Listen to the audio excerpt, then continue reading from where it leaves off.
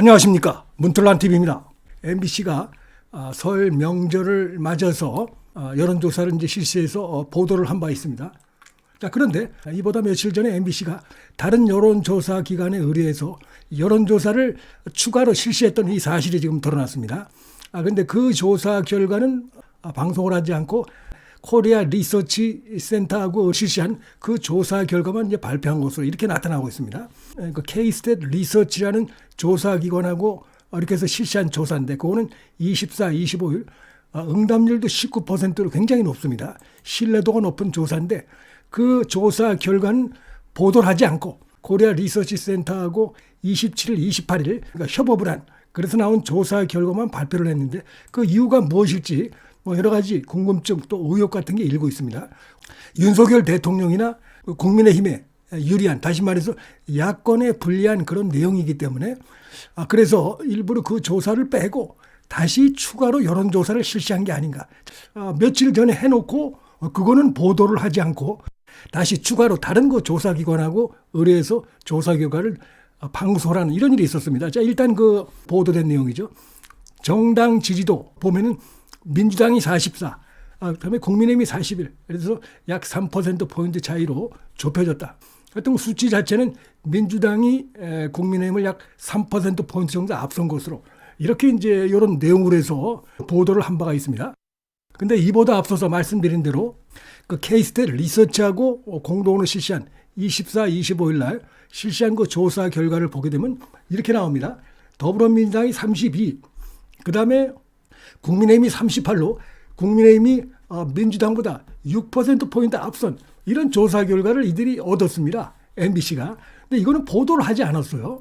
이 MBC가 의뢰한 조사고 다른 데도 아니고 K-스탯 리서치라고 하는 나름대로 그 구력이 있는 그 조사 기관에 의뢰해서 거기서는 이렇게 국민의힘이 38이 나오고 민주당이 32가 돼가지고 무려 6%포인트 국민의힘이 앞선 이런 조사 결과가 나온 바가 있는데 자, 이거는 보도를 하지 않고 며칠 뒤에 별도의 다른 그 조사기관하고 실시해서 조사한 결과 여기는 민주당이 좀 앞선 걸로 이렇게 나타나고 있어서 그래서 이게 국민의힘이 이 앞선 이 조사 결과가 나오다 보니까 그런 것들도 하나 이게 이유가 된 게 아닌가 뭐 이런 생각도 좀 해보게 됩니다.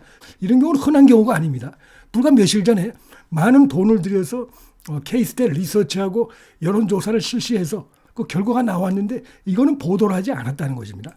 자, 그다음에 그 MBC에서 보도한 바에 의하면 조기 대선 실시할 경우에 자, 야권에서 정권 교체, 그다음에 여권에서 정권 재창출 여기도 물어봤는데 자, 야권으로 정권 교체가 50, 그다음에 여권에서 재창출이 44에서 약 6%포인트 격차가 났다.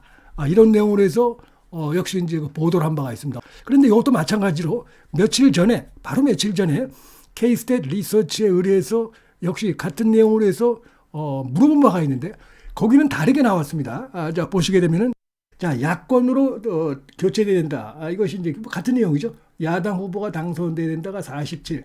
그다음에 여당 후보가 당선돼야 된다. 다시 말해서 정권 재창출 43에서 이 경우에는 차이가 4%밖에 차이가 나지 않습니다.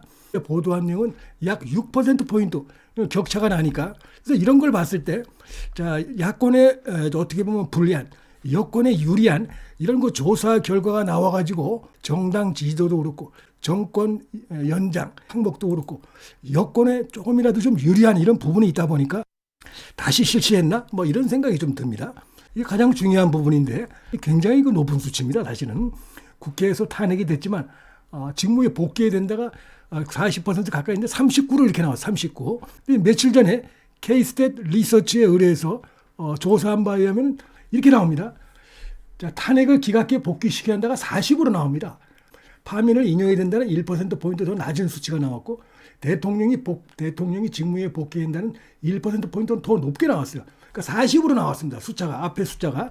그래서 이런 부분도 윤 대통령에게 좀 유리한 우호적인 이런 거 수치가 나오고 여권에 유리한 이런 거 수치가 나오다 보니까 이게 지금 이걸 보도를 하지 않고 다시 다른 기관에 의뢰해서 조사를 한 게 아닌가 이런 생각을 충분히 할 수 있다고 생각이 됩니다. 그래서 그런 의혹이 든다. 이런 말씀을 드리고요. 남성은 43까지 올라가고 있어요.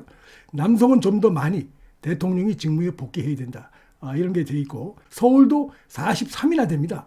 이런 조사 결과를 얻었는데 이거는 보도를 하지 않고 중앙선거 여론조사심의위원회에 그냥 자료만 올려놓는 이런 일이 있었습니다. MBC가 보도하지 않았던 그러나 MBC가 의뢰했던 그래서 이렇게 결과가 나온 이 내용을 제가 지금 소개를 해드리고 있습니다. 자, 그리고 그 밖에도 이제 MBC가 보도한 내용 중에 뭐 여러 가지 의미 있는 그 내용들이 많이 있습니다. 윤석열 대통령을 무슨 내란 수괴 혐의로 조사한다 그러는데 윤 대통령은 상당히 불쾌하게 생각하죠.